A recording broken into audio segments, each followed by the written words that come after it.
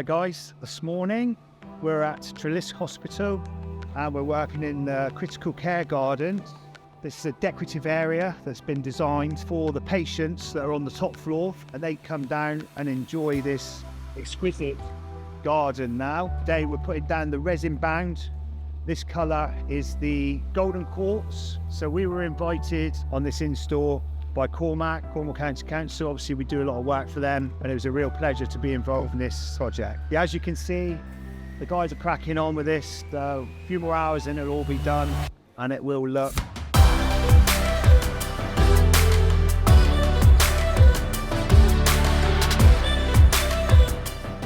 currently we are standing in what will become the critical care garden, which will be a space where the personnel within the critical care unit can come and enjoy their outdoors.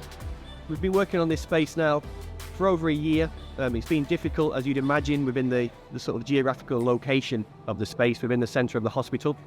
And there's been a number of hoops we've had to jump through, but fortunately we've managed that, and we're now nearing the completion of the project. The garden itself was born out of COVID, incidentally. There's a gentleman named Robin Hambry-Tennyson who's got a fantastic story that you can look into on the internet. He suffered a bout of COVID, and he was then pushed into a garden similar to this at Derriford Hospital, where he attributes that to making a fantastic recovery. From there, he decided that all of hospitals needed such a facility, and Cornwall Hospital Trust was the first sort of project he put his mind to. Thanks to Robin and the Hambry-Tennyson, plus the generosity of the wider Devon and Cornwall population, we managed to raise significant funds to start a project of our own. About March time, we broke ground here with our main contractor, Cormac, and they've been working tirelessly since to produce the space that you see today. I think the space is coming on fantastically, and fortunately today we've got Southwest Servicing in to do the finishing touches to the floor. They've done a small amount already, and you can already see that it's really transforming the area, making the colours pop and making it much more vibrant, removing the tarmac as we see it now.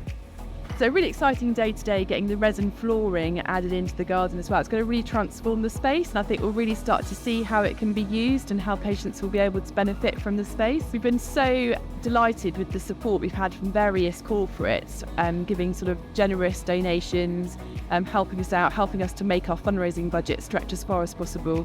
Of course, to Southwest Surfacing specialists for their support of the project as well. We're just delighted. We've had such a great response from the community. Oh, there's so much excitement, and I think because it's surrounded on all four sides and 3 levels, everybody looks down on the area. So it's not just about the patients that will actually come into space, it's also about all of those patients and staff that are looking down onto the area as well.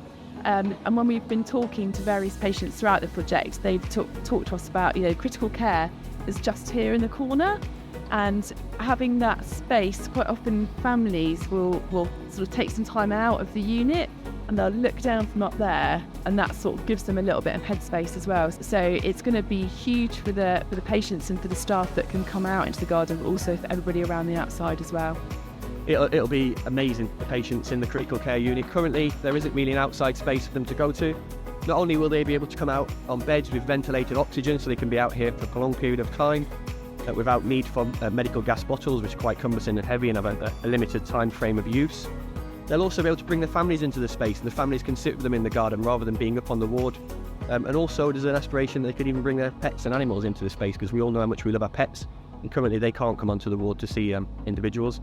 So they'll be able to be in the garden, like I say, with their vented medical gas, with their pets, families and friends around them, supporting them in their times of need, and just being back at one with as much nature as we can possibly provide. We know how much it means to us all being outside rather than being cooped up in a hospital ward.